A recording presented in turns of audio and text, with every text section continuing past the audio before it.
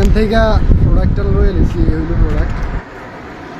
অর্ডারটা আসার কথা ছিল কালকে, আমি ঘুমাচ্ছিলাম, কালকে একটু লেটে ঘুমাইছি, যার কারণে ঘুম থেকে উঠতে লেট হচ্ছিল।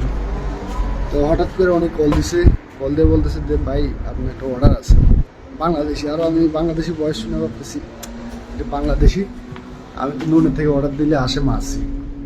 ওরা বলে ভাই আমি আজকে আমার দিছে এই সাইডে, এই আর কি। অর্ডারটা নিয়ে আসলাম, দেখি আমাদের সাথে আনবক্স হইলো আমার সেই অর্ডার। দেশির সামনে উপরে বক্সটা খুলছি, দেশি বলে ভাই খোলেন দেখি ভিতরে ঠিক আছে কিনা। বক্স খুললে দেখলাম যে না ঠিক আছে, কিন্তু 11 এখন ভিতরের অবস্থা কেমন জানি না। কিন্তু এটার বক্সটা অনেক নরম, মানে একদম নর্মাল মনে হচ্ছে আমার কাছে। জানি না গ্রোফোর বক্স এমনই হয় নাকি, কারণ আমি এর আগে অর্ডার দেই নেই, এক্সপিরিয়েন্স নেই, এর আগে গ্রোফ্রো কিনি নেই। আচ্ছা খুলে দেখি কি অবস্থা। এটা অনেক কি বলবো, এই হলো আমার বক্স।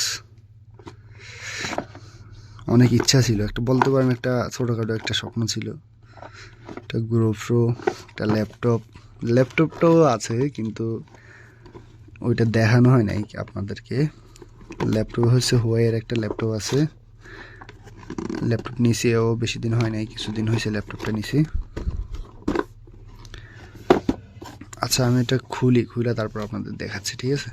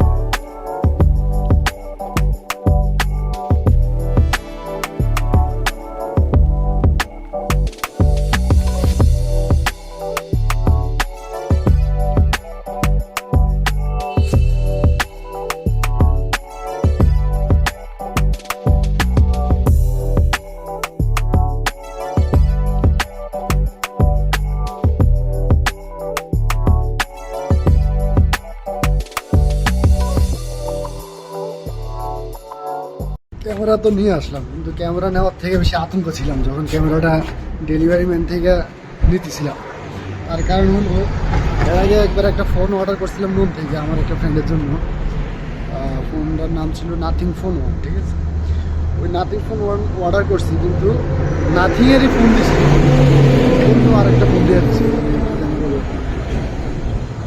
ডিফারেন্ট একটা ফোন দিয়ে দিচ্ছে, মডেল দিয়ে দিচ্ছে। ব্র্যান্ড একই নাথিং, কিন্তু মডেল কিন্তু দিয়ে দিচ্ছে, যার ফলে ওই পরে ফোনটা আবার রিপ্লেস করতে হয়েছে। অনেক ঝামেলা হয়েছে, কয়েকদিন 3-4 দিন লাগছে টাকা রিটার্ন আসছে, তার মধ্যে আমাদের অনেক ফি টিকাইটে নিচ্ছে, যাই আসছে 4-5 দিন সময় লাগছে টাকাটা রিটার্ন আসতে। হ্যাঁ অনেকটা হয়রানির মতো, টেনশনে ছিলাম টাকাটা আসবে কি আসবে না। যার কারণে এখন ক্যামেরাটা নিতে গিয়ে আমি চিন্তা করতেছি, ক্যামেরা তো অর্ডার দিলাম, ক্যামেরা কি দিব না অন্য কোনো একটা দিয়ে দেবো, এটা নিয়ে অনেক টেনশনে ছিলাম।